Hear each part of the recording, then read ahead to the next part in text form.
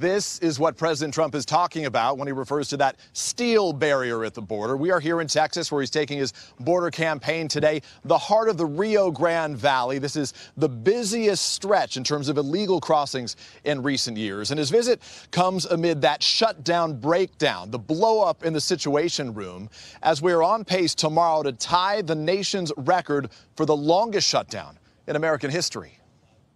President Trump bound for the border today, leaving the nation's capital in turmoil after talks to end the partial government shutdown, now in its 20th day, collapsed.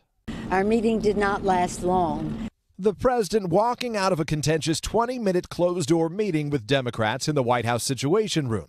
Democrats say the meeting fell apart when President Trump asked House Speaker Nancy Pelosi whether she would agree to fund a border wall in exchange for reopening the government. He said, if I open up the government, you won't do what I want. When Leader Pelosi said she didn't agree with the wall, he just walked out and said, we have nothing to discuss. The president on Twitter calling the meeting a total waste of time, adding when Pelosi rejected his request for a wall, he said, bye-bye, nothing else works. I think the president made his position very clear today, that there will be no deal without a wall. The breakdown sparking new concerns among moderate Republicans who want the government to reopen. Senator Susan Collins with Lester Holt. I'm worried about what the end game is. This cannot be allowed to go on forever. Still, the president insists his party is firmly behind him. We have tremendous Republican support. President Trump's southern border visit is designed to highlight what the White House has framed as a national security crisis fueled by illegal border crossings. A humanitarian and security crisis at our southern border. In fact, government figures show border apprehensions are way down from their peak in the early 2000s.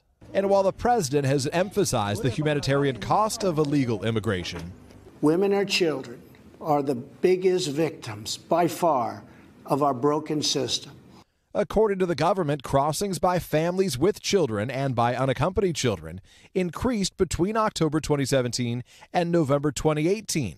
But critics argue the president's own policies have fueled the problem, pointing to the controversy over the administration's forcible separation of migrant families at the border, a policy the White House has since abandoned.